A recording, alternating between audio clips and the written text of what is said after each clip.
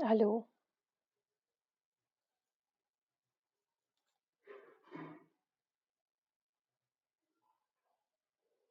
Okay, I am live. If there is anybody in the chat section, please let me know. Am I audible?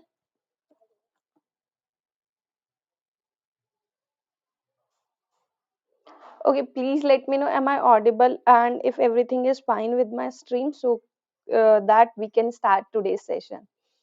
And today we are going to discuss propositional logic, and their first order logic completely in this class. So we are going to revise complete portion of discrete mathematics today.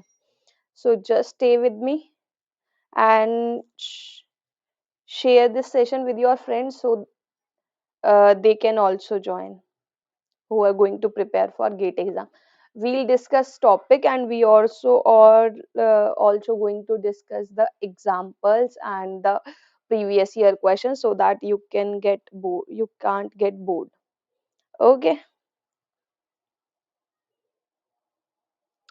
Okay, so basically in this session we'll start with proposition. What is a proposition? Okay, let's just wait for 1 minute. Let's just wait for half a minute so that students can join.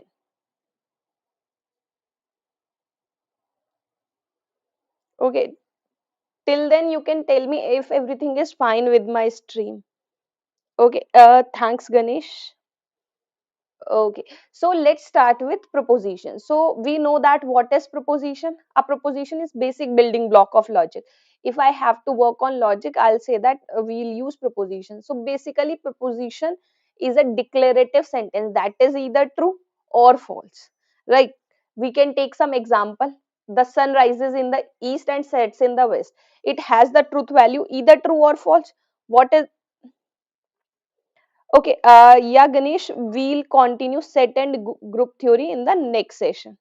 Okay, we'll discuss set and group theory in the next session, which will be in tomorrow from 4 p.m. Okay, and later on the next class, we'll discuss combinatorics. Okay, and I hope you will be in that session. Okay, so we have some examples here. First is the sun rises in the east and sets in the west. What does it mean? That means this is a declarative sentence. We know that it is either true or false. We know that it is true. Again, second point is 1 plus 1 is equal to true 2. Is it true or false? It is true, right? It has one truth value, so I can say that it is a proposition. Next one, b is a vowel. B is a vowel. Is it true or false? No, it is a false. So I can say that it is a proposition because it has also the truth value, right? Truth value can be anything, true or false. You know that. Okay. All of the above sentences are proposition where the first true are valid and third one is invalid. I'll say true as valid and false as invalid, right? Okay. So let's move forward. Now, some sentences that do not have truth value may have more than one truth value are not proposition. Right? Let's see this. What time is it? This is basically a question which is asked by someone. So I do not have any truth value. This is we have to give specific answer to that. It does not have any value that is true or false. So it is not a proposition. Similarly, go out and play. It is a demand. It is an order. Right? So it is also not a proposition. And x plus 1 is equals to 2. I can find out simply the value of x from here. So I can say that it is also not a proposition, right? Because it depends on the value of x. Let's suppose if I'll take x is equals to 1, then the truth value is true. Let's suppose I'll take x is equals to 2, then the truth value is false, right? So I cannot say that about the truth value of the proposition. If I cannot say that anything about the truth value of a statement, then those statements are not proposition. So what are proposition? Now we got that the propositions are the statement which have some truth value. Either it is true or it is false. Okay. So next thing we have is compound propositions. Okay. So what is compound proposition? Proposition constructed using one or more propositions are called compound proposition. So if I'll join two or more proposition, we'll call them as a compound proposition. And how we are going to join them? We'll use the word connectives to join the compound proposition. right? I can say that 1 plus 1 is equals to 2 and all birds can fly. Here what I have done, we have one proposition here and one propositions here. These two have truth values itself, and I have joined using the word and. So this word and is a connective here. Similarly, if B is a vowel or E is a vowel, right? We have joined these two sentences using or. It has truth value false, it has truth value true, right? But I have joined you using this or. So this or is a connective, right? Let's discuss these connective in detail so that we can use these connective in questions, right? So we are going to discuss compound proposition because that is important. 1 plus 1 is equals to 2 is not important because we know the single proposition truth value, but sometimes we will get the statement too many propositions and they are connected with each other, so that's why we have required connectives. Okay, so let's discuss connective, and we are going to revise whole syllabus of proposition and their first order logic. So stay with me and we will discuss complete proposition and their first order logic. We are going to revise this. Okay, and you can share this session with your friends so that they can also join. Okay, so next thing is connectives. So the words and phrases used to form compound proposition are connectives, right? So the words and phrases, like in the previous example, we have used and or to use two propositions. So these are connectives. Okay, and there are five basic connectives called negation, conjunction, disjunction, conditional, and biconditional. So these are the five basic connectives: negation, conjunction, disjunction, conditional, and biconditional, right? These are the conjunction. Let's see negation. So what negation do? If P is a proposition, then negation of proposition we denote as negation of P. This is a sign of negation, which when translated to simple English means it is not the case that P or simply not P, right? You can find out the truth value. Let's suppose P negation P. If P is false, then the truth value of negation P false. If P is false, then negation of truth value of negation P will be true, right? So this is a truth table. So if I'll find a table which have all the which have basically in which will help us to find out the final truth value of a proposition, we call it as a truth table, right? So this is a truth table because it help us to find out truth value of negation P, right? So this is negation P. Next we have is conjunction. For any two proposition P and Q, their conjunction means denoted by P and. This is a sign of and we use this as a conjunction and we call it as P and Q, right? So this is basically our conjunction, and the truth value for this is P and Q. If P is true, Q is true, then we'll get a true. If P is true, Q is false, I'll get a false. P is false, Q is true, I'll get a false. If P and Q both are false, I'll get a false.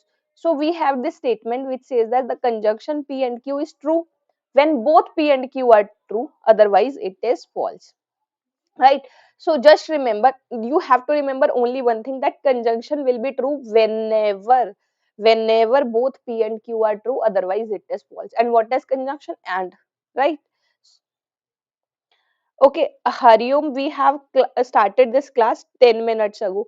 We haven't discussed much. We only discussed about what is proposition and if we have to combine two proposition, how we are going to do that. We are going to use connectives, right? First connective is negation and second we have discussed conjunction. Okay. So let's see further what are more types of connectives we have. Next connective we have is disjunction. For any proposition P and Q, their disjunction means denoted by P or Q, right? We use disjunction as this and which means P or Q. And what will be the truth table? Truth table will be, if we have P and Q, P or Q, we have to find out P or Q. So if P is true, Q is true, I'll get a true. P true, Q false, I'll get a true. P false, Q true, I'll get a true. P false, Q false, I'll get a false. So we have this statement which says conjunction P or Q is true, either P or Q are true or otherwise it is false, right?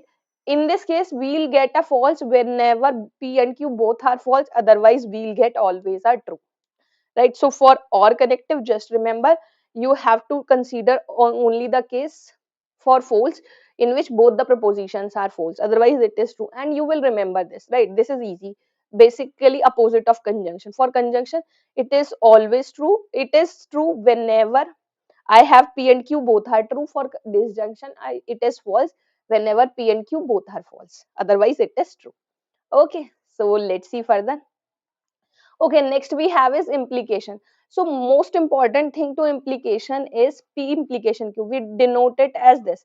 But what happens? It comes in English, and we get confused that how to use P imply Q, right? So it is basically a statement if P then Q. But there are too many statement for this. Let's see what are these statements. If P then Q, right? So all have the meaning P imply Q. First is if P then Q. Second one is if P comma Q, right? Let's suppose if somebody says that if you work hard, then you clear your exam, right? So this is P imply Q. If you work hard, clear your exam will get cleared, right? That is if P comma Q. Q if P, right? It has the same meaning. Basically, we have written Q before. It doesn't change anything because after if we have P. Next statement we have is Q when P or Q whenever P. Both have the same meaning. P only if Q. Right? Just don't get confused. We have written if here, but we have used only. So that's why P only if Q means P implication Q. Right? Don't get confused with this word P only if Q. Next is Q unless negation P. We'll discuss this further, Q unless negation P, when we discuss about negation of P imply Q. Okay. So I hope this is clear. In implication, this P is called hypothesis and or antecedent, and the Q is called conclusion or consequence, right? So everybody is clear with the all the topics of connective. So we have discussed 5 connectives till now. First is negation, disjunction, conjunction, and the fourth one was, what was the fourth one? Okay, this is third one. This, okay, we haven't discussed fourth one. Okay, next, if I want to find out truth table for P implication Q, so that will be, and just remember P implication Q will be false whenever P is true and Q is false. Why is it? Because whenever P is what does it means? If P then Q. So if P is true, then Q is always true, right?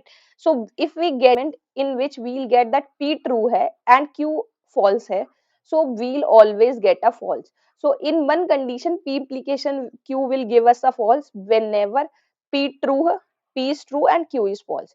We'll get the false in that statement. Otherwise, all the statement will give us true, right? Is it clear to everybody that truth table of P implication Q will have false only if P is true and Q is false, right? This is basic. Okay, let's just revise all these things fast, and let's come to the main topic. Okay, so biconditional or double implication. So for any two proposition, the statement P if and only if Q is called biconditional if and only if, and it is denoted by P if and only if Q. So what does it mean? So it means it will be true whenever P and Q both have the same truth value. So I can see that here P is true, Q is true. So I'll get a true. P is false, Q is false, I'll get a true. Otherwise, in other condition, it is false, right? P true, Q false, it is false. P false, Q true, it is false. So just remember that for biconditional, and you can also take the idea from this if and only if, right? P if and only if Q. What does it imply? That P and Q should have same truth values. If it has same truth values, then we'll get a truth value true. Otherwise, it is false. Okay. Okay. So now we have some precedents for these logical operator, right? Because what happens in a statement? In a statement, it may happen that all of the all of these connectives are going to uh, occur in a statement, right? Let's suppose if they say negation P implication Q or R, then which one I have to give precedence first? So first precedence I have to give for negation, second for conjunction, third for disjunction, and fourth for implication, and fifth for bicondition. So that means we have to give uh, in this way, in this order, precedence.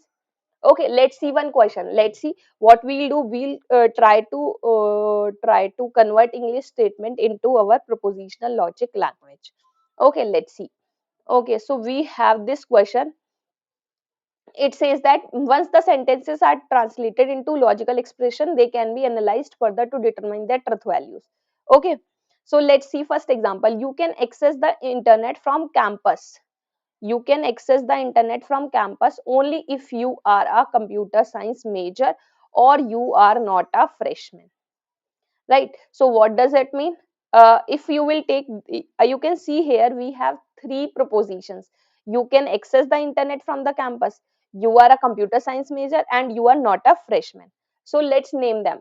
I'll say P as you can access the internet from campus, Q as you are a computer science major, and R as you are a freshman. So you can see here we have only if here, so that means implication, and we have or here, that means or, and we have not here, so this is negation. Now we know that I can write this statement as P implication Q or negation R, but because of precedence I have to first give negation of R, right? I'll put bracket here, so I have to first solve negation of R, then I have to solve Q or negation of R, then I have to work for implication, right? So this is the whole bracket. So I can say here the logical expression here would be P implication Q or negation of R, right? Is it okay that this how we determine the statement, how we determine from English statement what will be our logical expression, right? What would be our logical expression? Is it all right? Okay, is it clear to everybody that what will be the logical expression using this English sentence? Okay, so let's move forward. Okay, so now we have is some special conditional statement. Okay, so we what are the conditional special conditional statement? The one thing is converse, the converse of the proposition. Here the proposition is P implication Q, right? We know that P implication Q, right? So just remember, if I have to converse, if I have to find converse for this, that will become Q implication P, right? That means I have to replace Q with P. And you will see there will be a question, there was a question in your previous year based on this some special conditional statement, right? So for converse you have to replace P with Q and Q with P. Next we have is contrapositive. So for contrapositive what you have to do? P implication Q. So what it contrapositive will be? Negation of Q, implication, negation of Q. So that means you have to replace these Q and P with each other, and you have to add one negation with each of the values. Okay, next thing we have is inverse.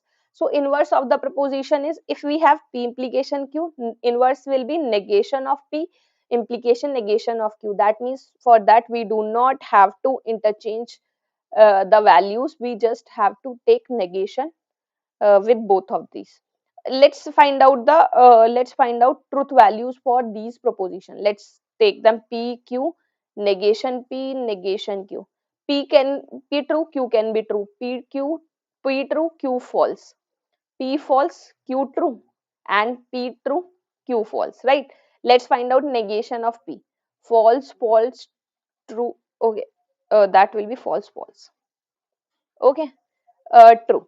Negation of Q will be false, true, false, true. So what I have to find? I have to find first converse truth value. Let's find out truth value of converse Q implication P. True implication true, true. False implication true, true. True implication false. That will be false, right? We have discussed if we get this type of term, that will always be false. And next one will be true. Now, I can check that if I'll find out P implication Q, true, false, true, true. So P implication Q and Q implication P both have different truth values. So I cannot say anything about that, but they have different truth value. But if I'll find out negation of Q implication, negation of P, let's find out. Okay, false, false, true, true, false, false, false, true, true, and true, true, true. Now you can check that P implication Q, this statement and this statement both have same truth values, right? So just remember contrapositive and the proposition, the implication proposition both have same truth values. And if I'll find out the truth value for negation of P, implication, negation of Q, that means truth value for inverse, what would I get? True, true, false, true. And I can see that converse and inverse both have same truth value. You just have to remember that all these things, because at the time of exam there will be no need to find all of these things. So what I get here, if we have an implication statement, contrapositive have same truth value, that is negation of Q, implication, negation of P, and their converse and inverse have same truth values, right? Okay, so let's move forward. Okay, so and you can also remember all these things by using this tables. Statement, if P then Q, converse क्या हो जाएगा, if Q then P, contrapositive, if not Q then not P, inverse, if not P then not Q. This table would be helpful to remember all these things. Okay, so let's move forward. Okay, so this is a truth table which I have drawn in the previous slide. You can also see that. Okay. And just remember that I told you that P implication Q has the same truth value as its contrapositive, and converse and inverse have same truth value, right? Okay.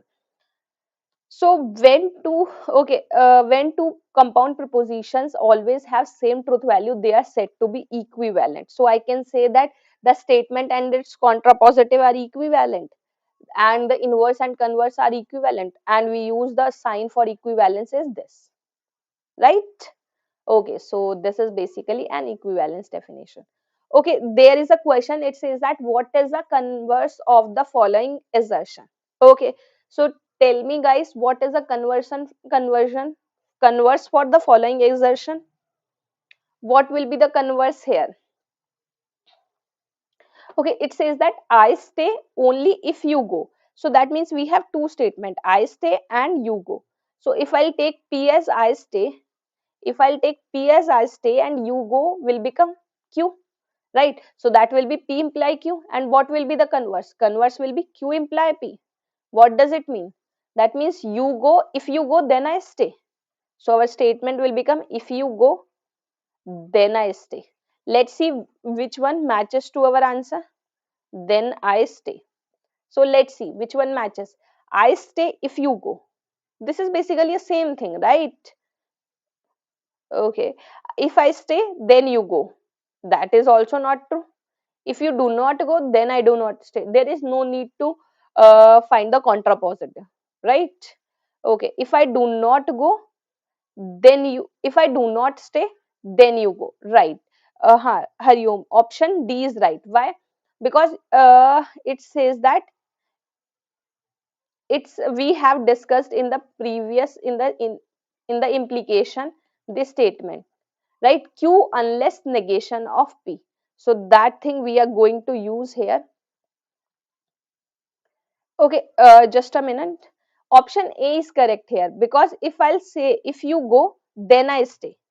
If you go, then I stay. So that means I stay and if you go, right? So it is has the same meaning. So here option A is correct, right? I stay if you go. Right, Hariom? Because what statement we get? We get if you go, then I stay. So it has the same meaning. If I'll write if I stay if you go, right? That will also give us Q implication P. So here option A is correct. Okay, and there are three types of proposition when classified according to their truth values. Tautology. If I'll get a truth value in which every value has, in which if I get a compound proposition which has always truth value true, we call it as a tautology. We call it as a tautology. If I'll get a proposition in which every statement, every compound proposition has truth value true, then I'll say that it is a tautology. If I'll get it the statement always false, I'll say it as a contradiction, and it is neither a tautology nor a contradiction, I'll call it as a contingency. So anybody from the chat section can give me an example of a tautology? Okay, anybody from the chat section? Example for a tautology. Okay, so if I'll take P or negation of P, right? Because we know that what are P and negation of P. If P is true, negation of P is false. If P is false, negation of P is true. P or negation of P will always give me true, right? So that means this is a tautology. Let's talk about one example for contradiction. let's take P or negation of P. P and negation of P. True and false, false. False and true, false. So that means this is always a contradiction. And let's take, if I'll take P or Q, and let's take Q another truth value, that will give me a contingency, right? So these are the example for tautology, contradiction and contingency. So now you understand, if I'll get a truth value always true, right? In this case, I have truth value true, and in this case I am getting false, that is contradiction. And if I'll take another table in which I'll take two proposition P or Q, in which I'll get both true and false, so that will become our contingency. Okay, so this is one question, and they asked me to find out that this statement P implication Q and Q implication P is a tautology, contradiction, contingency and absurdity. So we have to check all of these things. So what I'll do, I'll simply draw the table PQ, right? P is true, Q is false, P is true, true, false, true, and false, false, right? So I have to find this. So first, to find a compound proposition, first we have to break into parts. So we have to first find P implication Q. That will give me false, true, true, true. Then we have to find Q implication P. That will give me true, true, for okay, Q implication P, false and true. And now I have to join these two proposition using and. So that will become P implication Q and Q implication P, right? That will become true, false, false, true, true, true, true, false, false, and true, true, true. So I can see here I am getting both false and true. So that means it is neither a tautology nor a contradiction. So that means this is a contingency, right? So here option C is correct. Okay, so that's how we solve the question based on this. If a statement is tautology, contradiction, contingency, we have to check all of these things. Okay, okay. So if you are getting this session and if you are learning from this session, just like the session before moving on. Okay, students, like the session before moving on, and we can proceed further. So we have till now we have discussed five types of connected to form a compound proposition, and then we have discussed special type of proposition, in which we have discussed our converse, inverse and contrapositive, and then we have discussed uh, three types of truth value statement, right, which are tautology, contradiction and contingency. Okay, next we have is propositional equivalence, right? We have learned the term equivalent, right? We have discussed that the statement is equivalent to, the proposition is equivalent to its contrapositive, and converse and inverse are equivalent. So we understand that because of equivalence, meaning I know that both the statements should have same truth value, then I'll say that they are equivalent, right? If two statements have same truth value, I'll say that they are equivalent. Okay, okay, so just remember. Okay, let's use some law. We'll use some laws to find out that the statement is equivalent to which one of these. So first we have is identity law. It says that P and T will gives us P.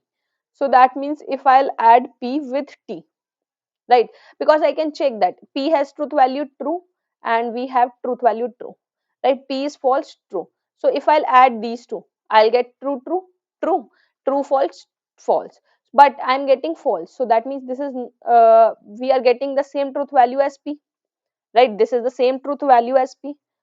Okay, so we'll get a P, and if I'll add P or F, I'll get a P.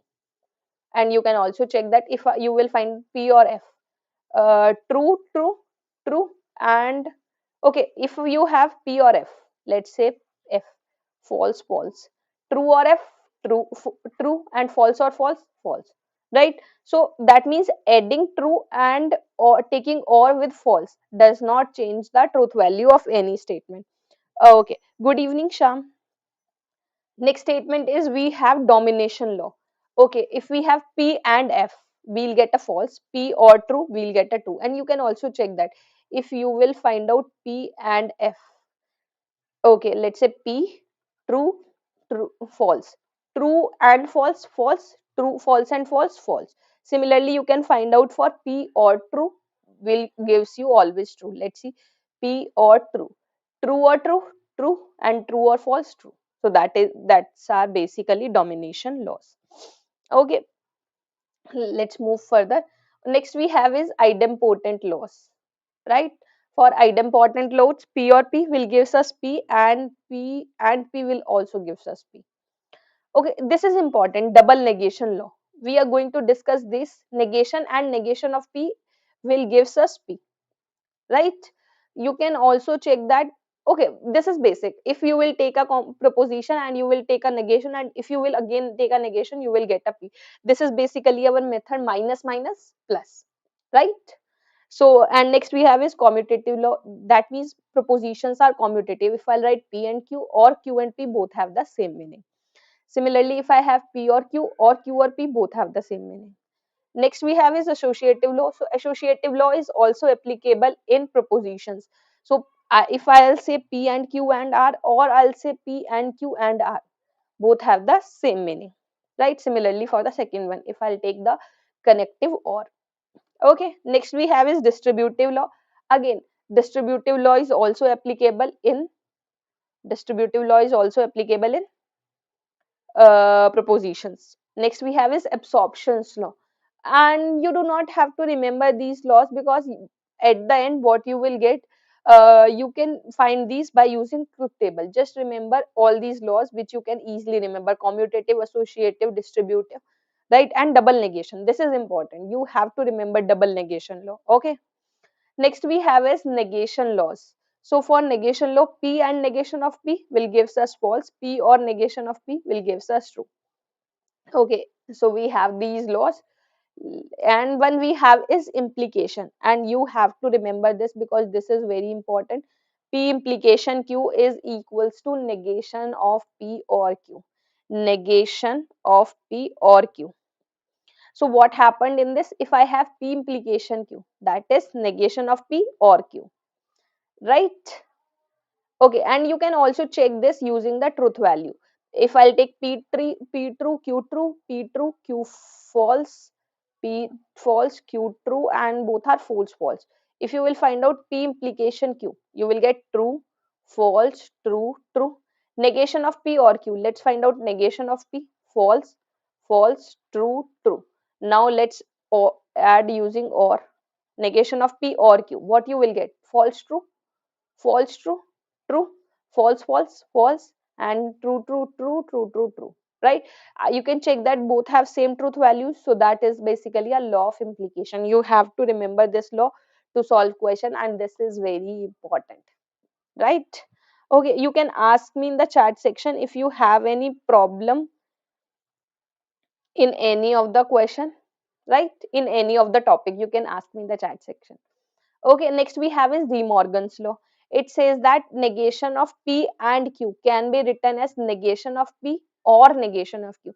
So that means what does this negation do? It will go inside, it will go on every proposition, and it will convert and into or into and.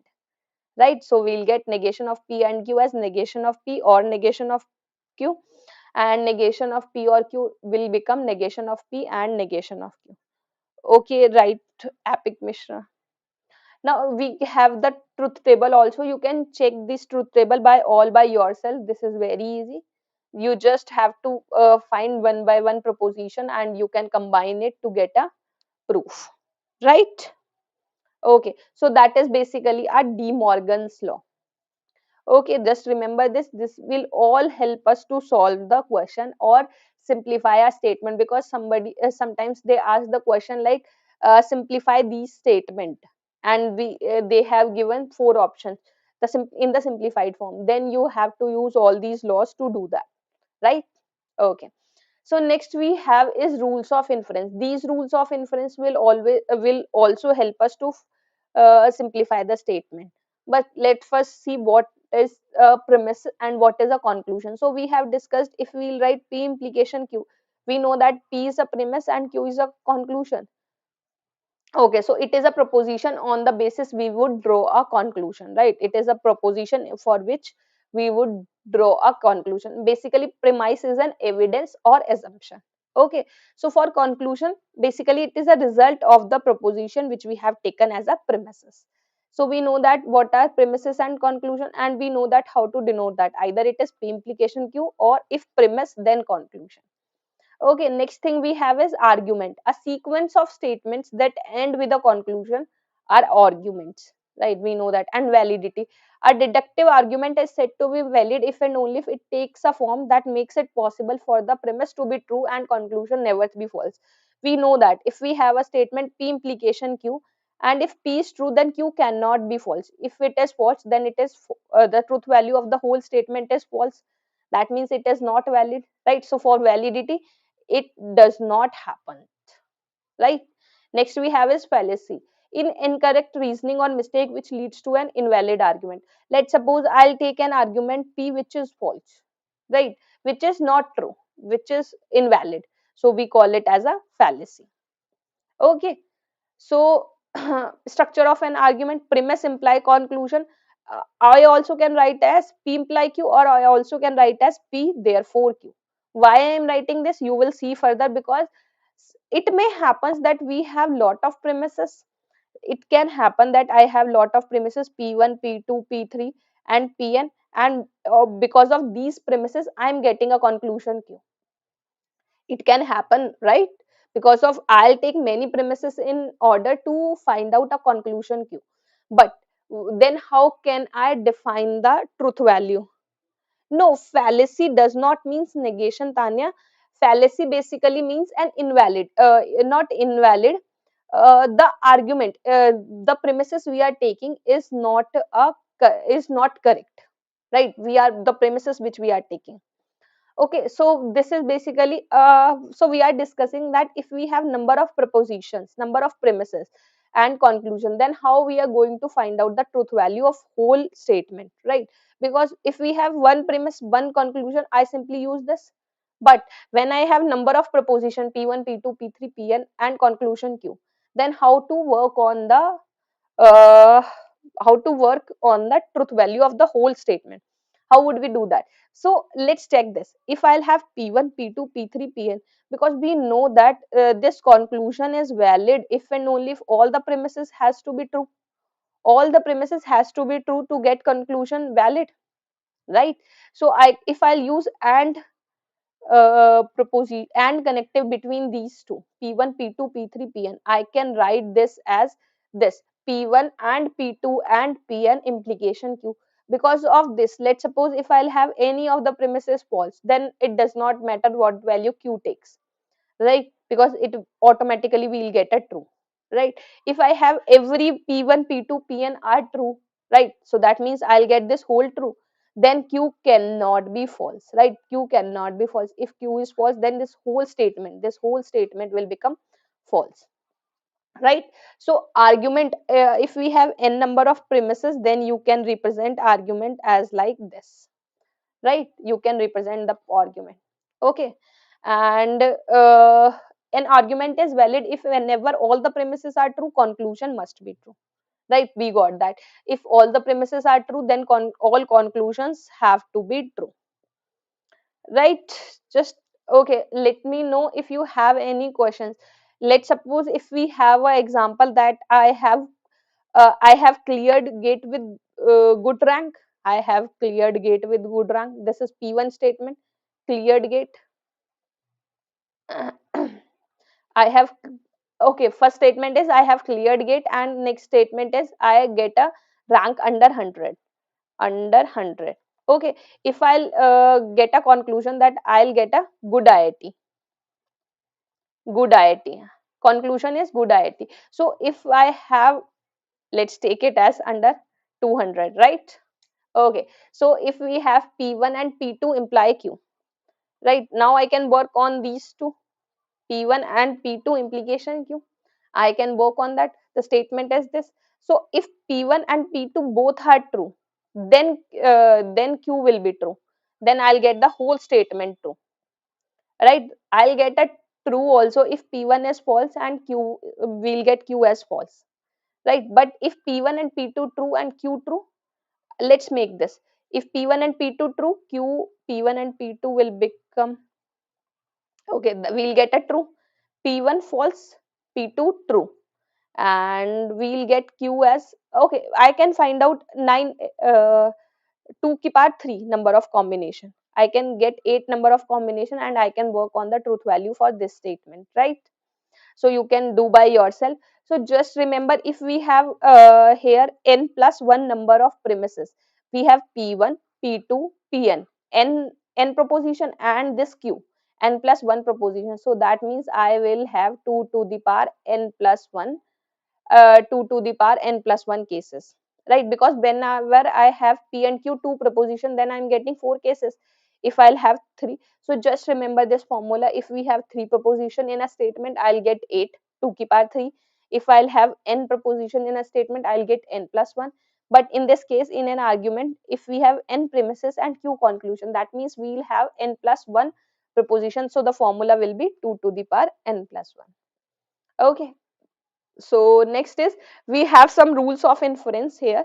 Okay, so these rules of inference, basically what happens, because sometimes what happens is, because we have seen this formula, right, 2 to the power n plus 1.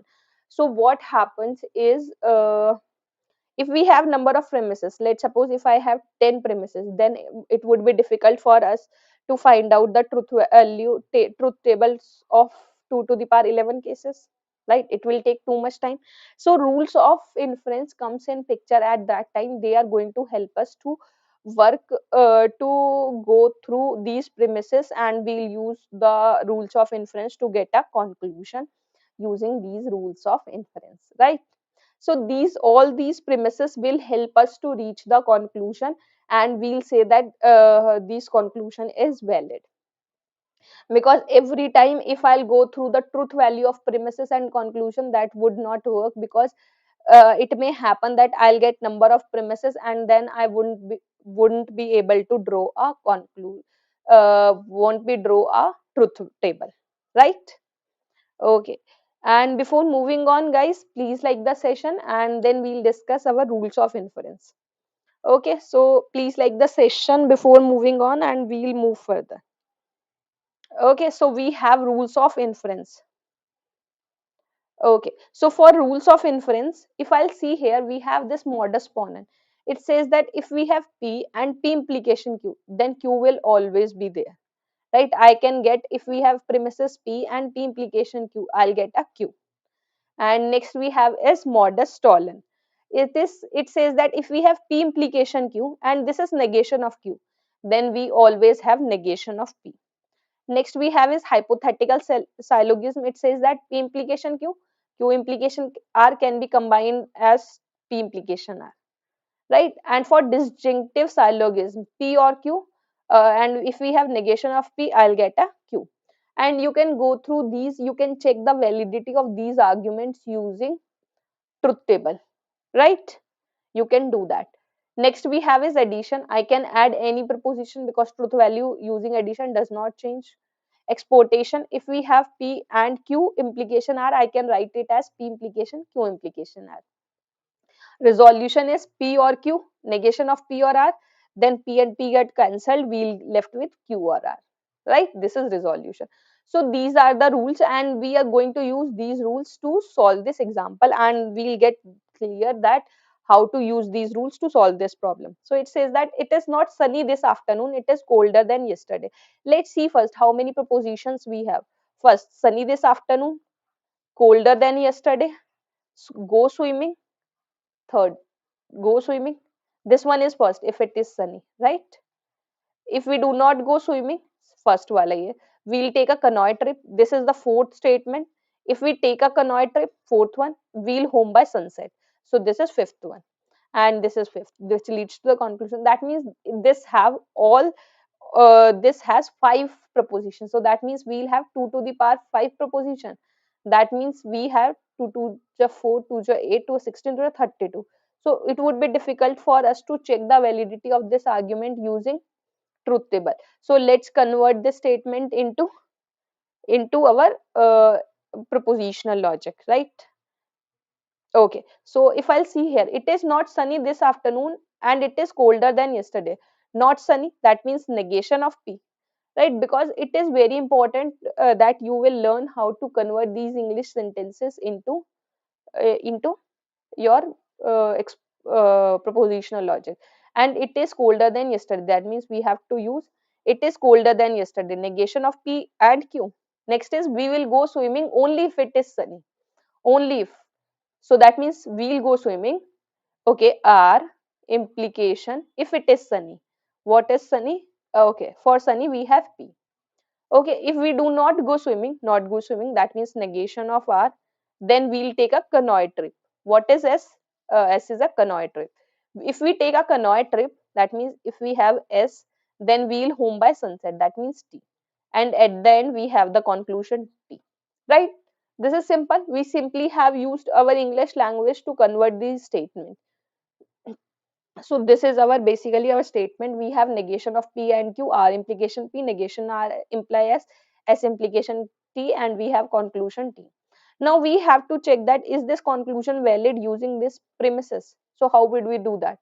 We'll we write these numbers 1 2 3 4 and we have used therefore T, right? So we are going to use uh, these four premises to get a conclusion T. So if I'll check here, if I can combine 3 and 4, negation of R implies S and S imply T by hypothetical syllogism. I have seen that what is hypothetical syllogism. If we have P imply Q and Q imply, if we have P imply Q and Q imply S, then we have P imply S. So I have combined 3 and 4 to get 5, right? Negation of R implication T. Next, if I'll write first, I can simplify negation of P and Q. So if we have P and Q, we know that it will be true if both are true. So I can take P as alone, right? So what I have done, I have simplified one, right? I have taken up one part of one, and this is only I can done if we have and connective. So I have used and P, negation P. Next we have used negation of R, right? 3 comma 6. Let's see 3 comma 6. If I'll use these 3 comma 6, negation of R. Okay, just a minute. Okay, no, it is not 3 comma 6. If I'll use 6 and 2, let's see 2 and 6. If I'll use 2 and 6, this is negation of P and this is P. Because of modus tollens, I'll get a negation of R, right? And if I have negation of R, then I can combine 3 and 7 to get a S. 3 and 7 will give us 3 and 7 will give us S, because of 3, because we have negation of R. And or or what you can do is you can combine 5 and 7. Because of 5 and 7, I'll get negation of R T. I'll get a T, right? Because of 5 and 7 modus ponens, right? So this is basically we have used these four statements, these four premises to get to the conclusion T, right? So that's why rules of inference will be helpful, and you will see in your previous year question that rules of inference will solve your question in very minimum time. Okay, okay, so let's move forward. Okay, so next we have is predicate logic. So in predicate logic, predicates are the statements that involves variable which are neither true nor false until or unless the values of variables are specified. Right? You remember we have discussed one example that x plus 1 is equals to 2. Right? At this point, I cannot say anything about the truth value of this statement. But if I put x is equals to 1, it will be true. If I'll put x is equals to 2, it will be false. So these are predicates whose truth value depends on the statements, right? So here we have one variable x whose values will define that the statement is true or false, right? Okay, let me know if you have any confusion or if you have any questions regarding these. Okay, so we have, I also can take one example that x is an even number. This is a proposition, right? This is a predicate, because if I'll take x as 1, the statement will become false. And if I'll take x as 2, that will become even number. and we call these statement as open statement because they do not have any specific value unless or until I'll specify something to x, I'll not get a truth value, right?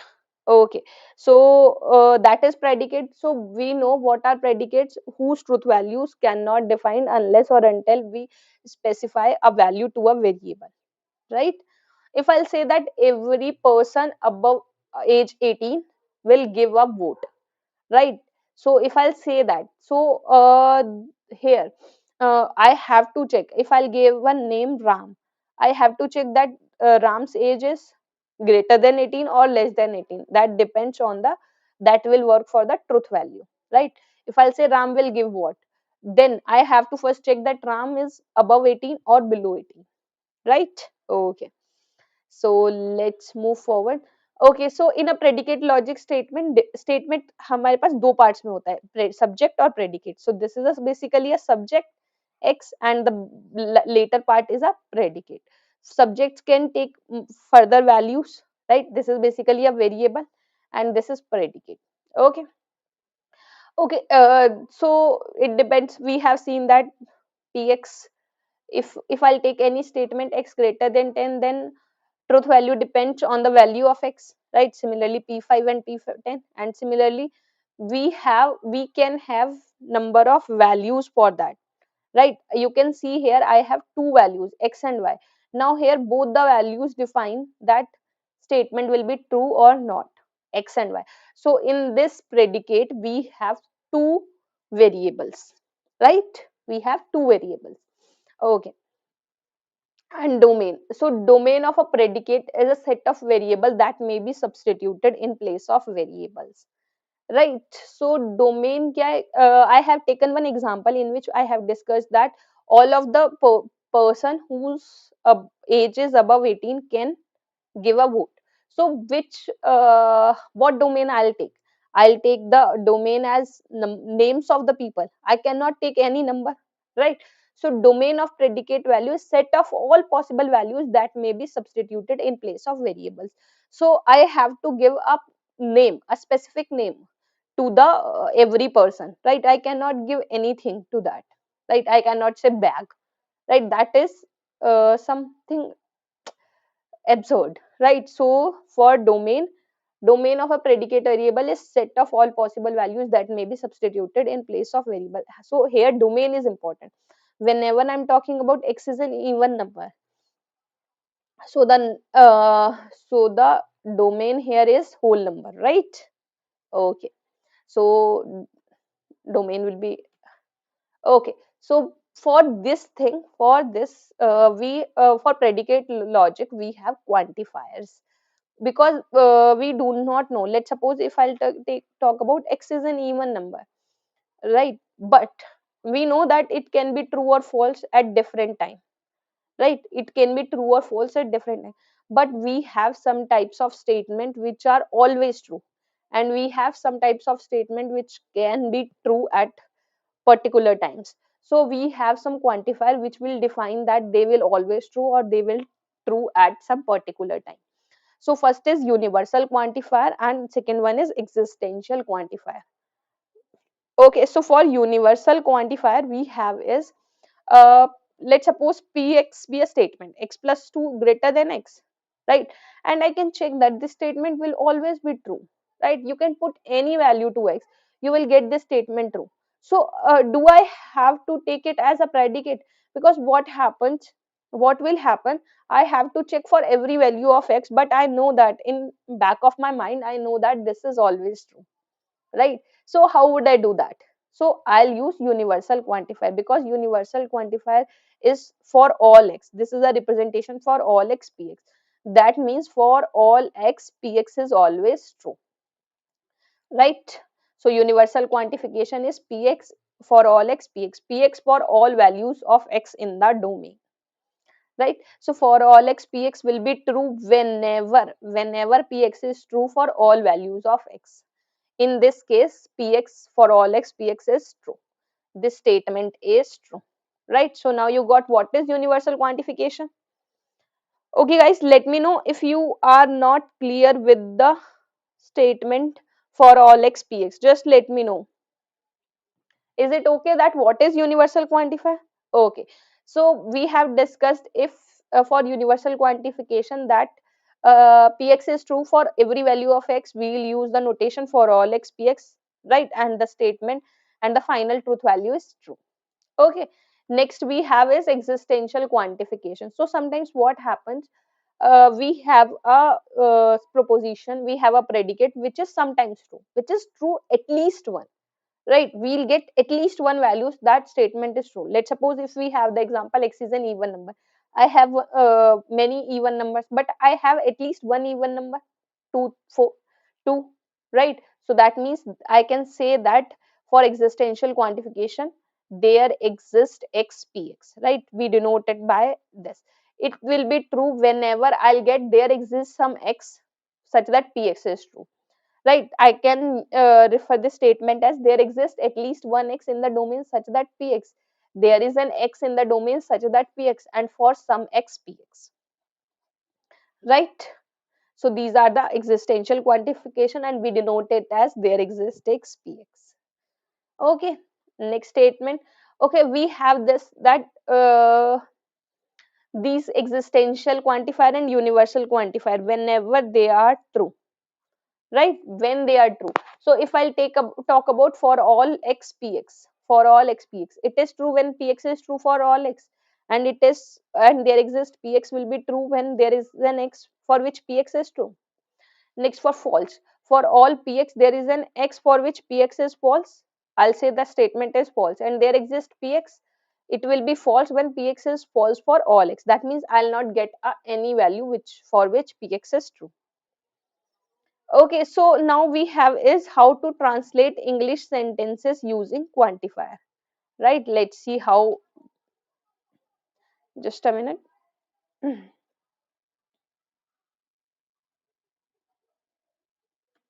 Okay, now we have is translating English sentences using quantifier. So how we translate English sentences using quantifier?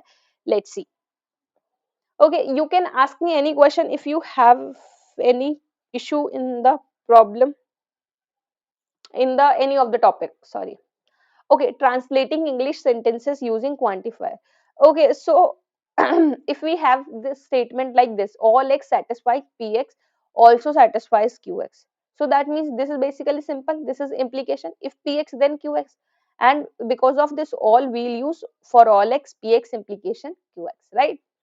Okay, so we have this example. It says that square of any number is not negative, right? So that means for all x, we have square of any number is always greater than equal to 0, and all squares are rectangle.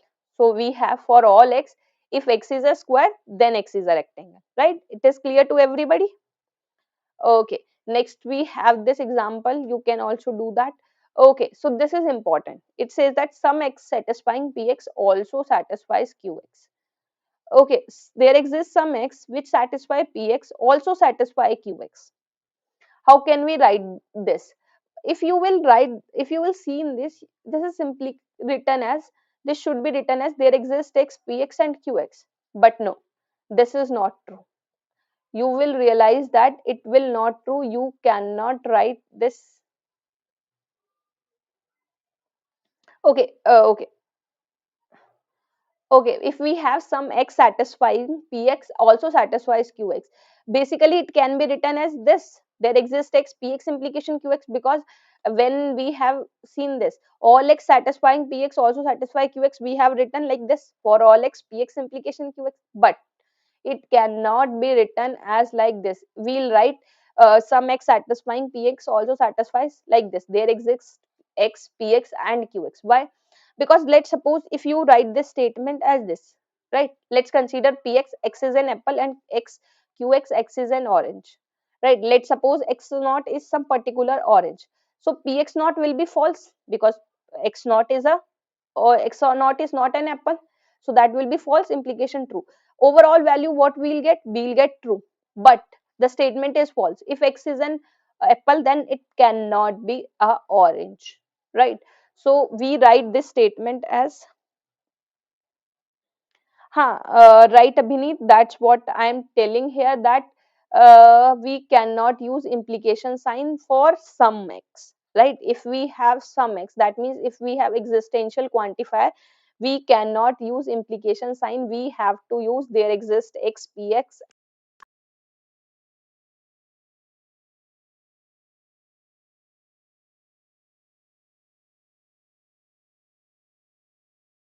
Am I audible to you? Okay, yeah, I'm audible.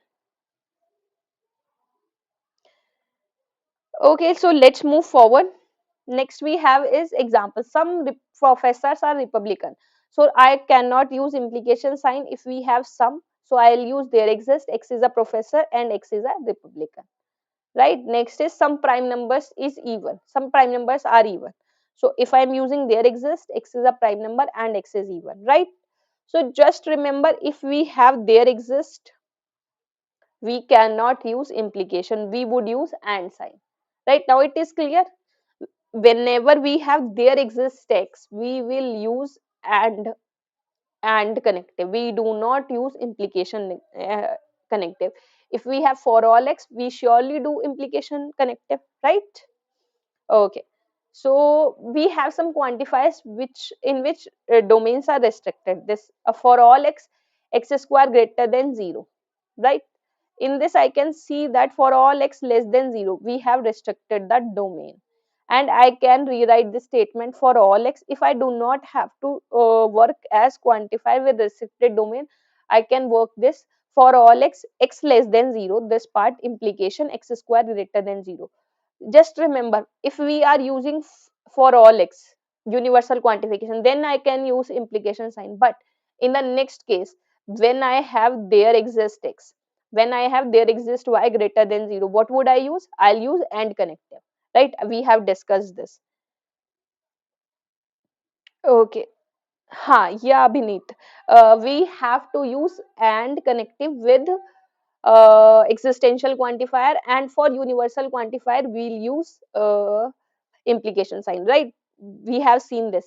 In this we have for all x universal quantifier, and we have used implication sign here, right? But next again we have domain, restricted domain. Here there exists y greater than 0 such that y square is equals to 2, and if I want to rewrite this statement such that I'll get domain not restricted, I'll use and connected. There exists y greater than 0 and y square is equals to 2, right? Okay, so just remember all of these things, that will going to help you to solve the question. Okay, so we have one question. This is from gate cs 2012. So anybody from the chat section, tell me some real numbers are rational. So which of the option is true in this? Tell me guys, which one of the option is true for this question? And before moving on, just like the session and share it with your friends, because we are going to discuss complete propositional logic, propositions and their first order logic, right? This will be the best thing to revise all of the topics in a one go. Okay, anybody from the chat section, some real numbers are rational. This is simple, right? We have discussed that for some, if we have existential quantifier, because of this sum we have existential quantifier. So what we are going to use? We are going to use and connective, right? So there exists real x and rational x, right? Rabini, your option is your answer is correct, so option C is correct. Okay, so I don't think anybody have confusion in this. Please let me know if anybody have any confusion in this question, because they have asked this type of question many times. Because what students do, they really do the mistake, like if we have real number, then we'll use implication here. Real numbers are rational. If x is real, then x is rational, but that is not true. In case of there exists x, we have to use and connective. Okay, if we have to negate the quantified statement, then how will I do that? So let's take one example. If we have this example that every computer science graduate has taken a course in discrete mathematics, and I have to negate this statement. So I have to negate every part of it. So every computer science graduate has taken a course in discrete mathematics. So negation will be, it is not the case that every computer science graduate has taken a course in discrete mathematics. So that means there is a computer science graduate who haven't taken the course in discrete mathematics. So to negate for all x px, we simply use this the negation sign. So what happens? I have taken every and it gets converted into there is. So for x, all x, it will get converted into there exists x, and this negation will go inside and we'll get negation of px. Similarly, if we have negation of there exists x px, then the statement get converted into for all x negation of px. That means this negation goes inside and it will change our quantifier and it will go to our statement px. Right? Is it clear? Okay, so let's we have this. If we have negation of for all x px, it will become there exists x negation of px. If we have negation there exists x px, it will become for all x. So that means this negation first gets negates this there exists x, it will become for all x and then px. Right? Okay, so this is basically negation of our quantifier. Okay, we have this De Morgan's law. Okay, so this is basic. You can understand whenever when px is true and whenever this negation is false. Okay, okay. So tell me from the chat section. This is a question from Gate CS 2009. It says that negation of for all x px, and we have given four options here. It says that which of the above two are equivalent. Okay, tell me guys, which of the above two are equivalent? Okay, so if I'll see here, if I'll convert it, negation of for all x px, it gets converted into there exists x, negation of px, which is what? I can see which is the option 4. So that means first and fourth are equivalent. Okay, so I can simply see that option B is correct here. Let's see further. This option second can get converted into for all x, negation of px, but it does not equivalent to third option. So third and first are not equivalent, only first and fourth are equivalent, right? Okay, so let me know if you have any confusion in this. This is a basic question. Okay, I hope it is clear to all of you. Here option B is correct. Okay, Gopal, option D is not correct because I told earlier that for negation, if I'll apply negation on any quantifier, the quantifier gets converted into the other one. If we have universal, it get converted into existential. If it is existential, it get converted into universal, right? Okay. So we have one another question. It says that none of my friend are perfect. So which of the option is true for this? None of my friends are perfect.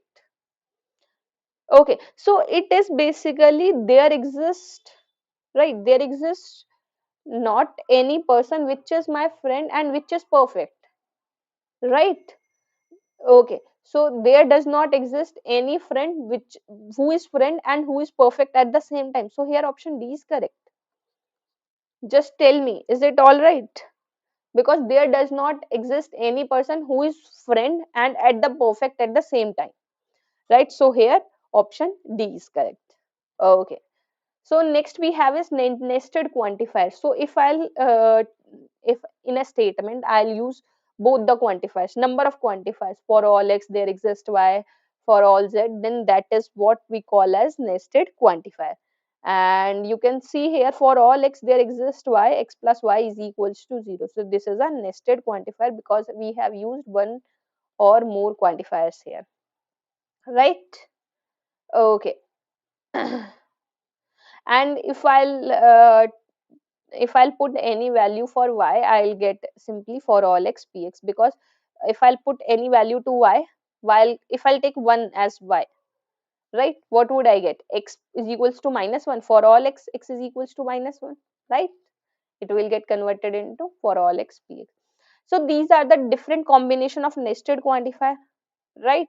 And just remember, I cannot change the order of these two quantifiers. This is a different statement and this is a different statement.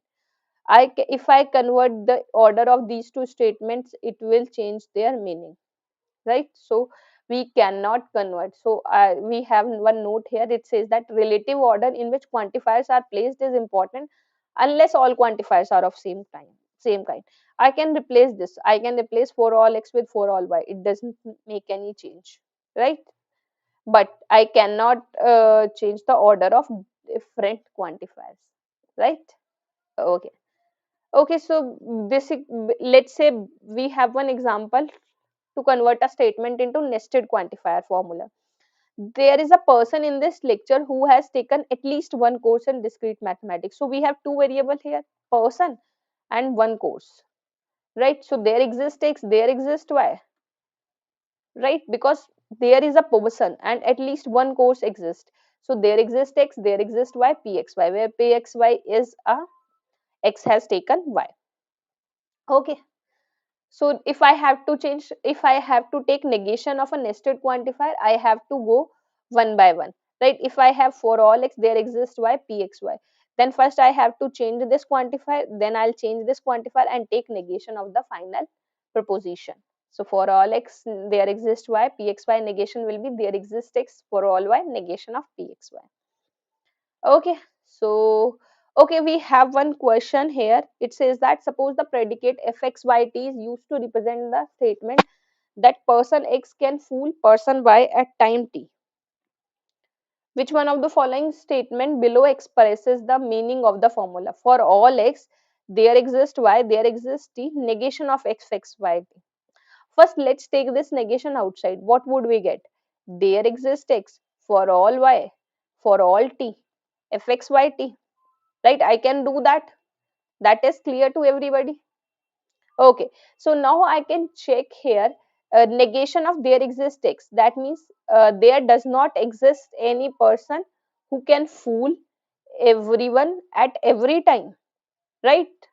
So which option matches our uh, our answer? No one can fool everyone all the time. Right? So option B is correct. I can check that here option B is correct because I get what?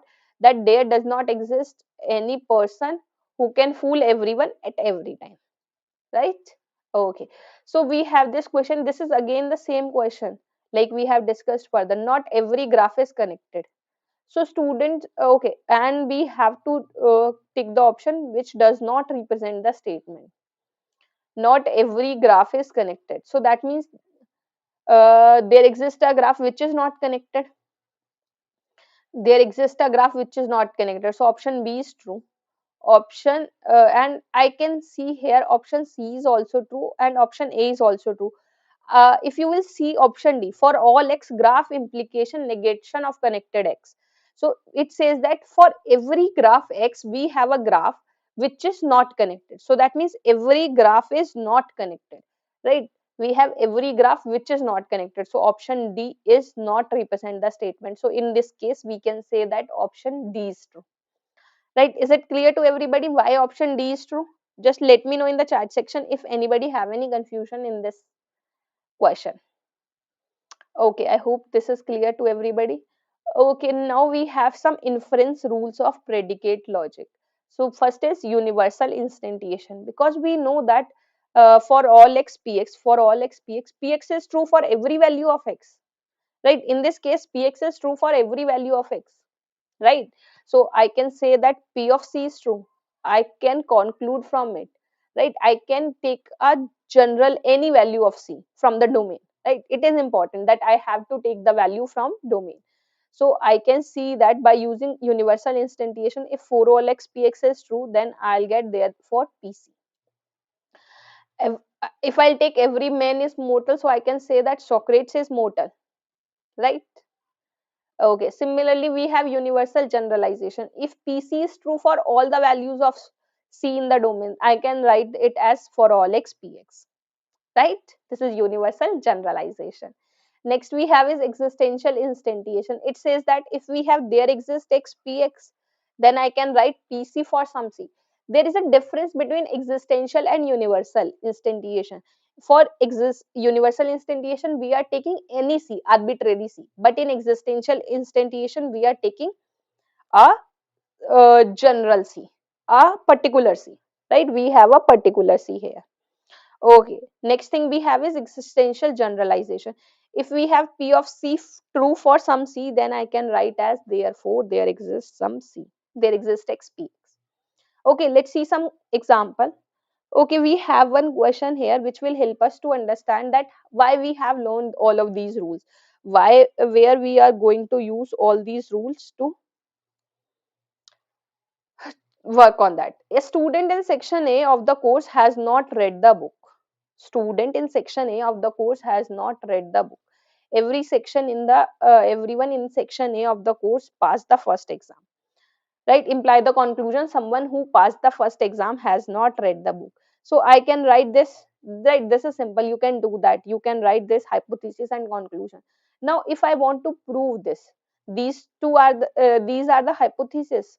There exists x, ax, and negation of bx, and for all x, ax implication bx. I have to prove using this. Now, for all x, ax, and negation of bx, I can use existential instantiation because of there exist. I'll get a of a and negation of b. Right. Next, I can simplify. And if I'll take the next hypothesis, I can again generalize this using universal instantiation. Right. Just remember for which you have to use universal instantiation and for which you have to use existential instantiation. And from 3 and 5 I can use. Now for a and p of a, they are basically become our uh, propositions. Now I can use our old rules of inference. So I have used modus ponens here. Using 3 and 5 I got p of a, right, and negation of ba, simplification from 2, and if I'll add these two, adding these two, conjunction, and I can write finally universal generalization. There sorry, existential generalization. I cannot take universal generalization because this term is a combination of existential and universal. So at the end I'll get existential generalization. So what I got from here, there exists x, px, and negation of bx, which is our conclusion, right? Okay, so that's all from my side, guys. So this is basically your complete revision of propositional logic and their first order logic. You can revise and you can share it with your friends if it is required who have to revise their proposition and their first order logic. And we are going to discuss tomorrow. We are going to discuss tomorrow set theory, right? Set theory, which is very important for gate point of view. So tomorrow we are going to discuss set theory. So be available at 4 p.m. and we are going to learn all. Okay, so that's all from my